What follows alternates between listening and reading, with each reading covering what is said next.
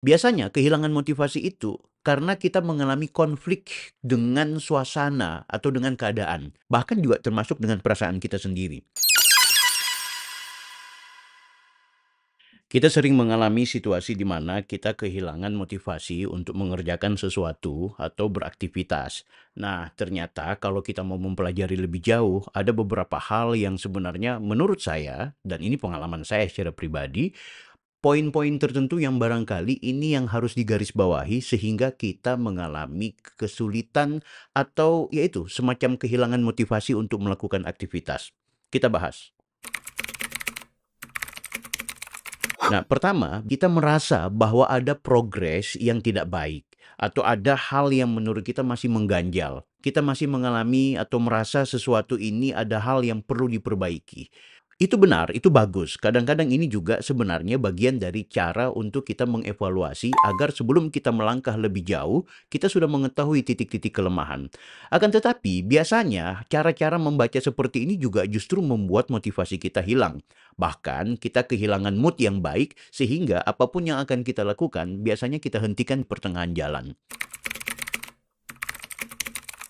Yang kedua, kita terlalu fokus pada kesalahan. Padahal situasi seperti ini jangan menjadi penghambat bagi kita mau melangkah. Seharusnya yang menjadi fokus kita adalah agenda melanjutkan, bukan fokus pada kesalahan-kesalahan. Biarkan kesalahan menjadi pelajaran penting sehingga justru dia memberikan motivasi tersendiri. Bukan gara-gara kesalahan sehingga kita mengalami rasa tidak percaya diri yang akhirnya kita sulit melangkah kembali dan di sini kita kehilangan motivasi. Yang ketiga, biasanya kehilangan motivasi itu karena kita mengalami konflik dengan suasana atau dengan keadaan, bahkan juga termasuk dengan perasaan kita sendiri. Konflik yang dimaksud adalah kita sering berhadapan dengan situasi di mana ada energi-energi lain yang membuat kita sulit untuk melangkah, merasa moodnya hilang, merasa sesuatu yang sebenarnya bisa kita kerjakan itu justru menguras emosi kita. Karena memang kalau mau berkaitan dengan motivasi, kita butuh emosi yang baik. Nah, emosi yang baik tentu membutuhkan sesuatu atau keadaan yang baik pula. Nah, ketika keadaan kita ada konflik, misalnya kita berantem dengan sahabat, ada WA yang masuk yang energinya negatif, bahkan termasuk ada tagihan-tagihan, dan informasi apa saja yang membuat kita mengalami kesulitan untuk melangkah. Perasaan kita gundah gulana, yang akhirnya kita bad mood dan kehilangan motivasi untuk melangkah. Yang keempat, problemnya adalah kita punya kebiasaan menunda-nunda. Bagi Anda yang bekerja di bidang marketing misalnya, kalau kemudian Anda punya kebiasaan menunda-nunda, justru Anda akan mengalami kesulitan dan mengalami kehilangan kesempatan untuk mendapatkan posisi-posisi strategis dan juga kesempatan-kesempatan emas. Sehingga itu, kebiasaan menunda-nunda itu akan membentuk karakter kita menjadi pribadi yang malas, pribadi yang tidak bisa berhadapan dengan ujian, pribadi yang tidak berkemampuan untuk menghadapi setiap rintangan. Nah, orang-orang yang sering menunda-nunda pekerjaan itu akhirnya akan menyebabkan kehilangan kesempatan untuk mendapatkan capaian-capaian yang lebih hebat dan lebih dahsyat.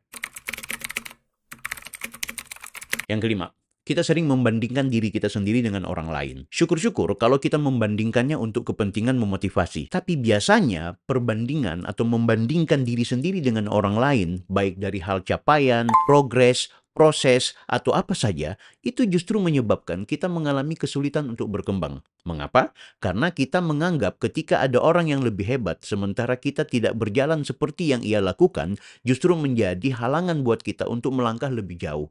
Kita kehilangan motivasi, bahkan kadang-kadang di tengah pekerjaan kita berhenti dan kita meninggalkan sehingga kita fokus pada titik yang tidak sesuai lagi. Oleh karena itu, saya sarankan jangan pernah mencoba untuk selalu membandingkan diri sendiri dengan orang lain. Meski demikian, dalam hal-hal tertentu, kita kadang-kadang perlu juga belajar dari orang lain. Namun yang harus digarisbawahi, membandingkan diri sendiri dengan orang lain atau belajar dari orang lain itu dua hal yang berbeda.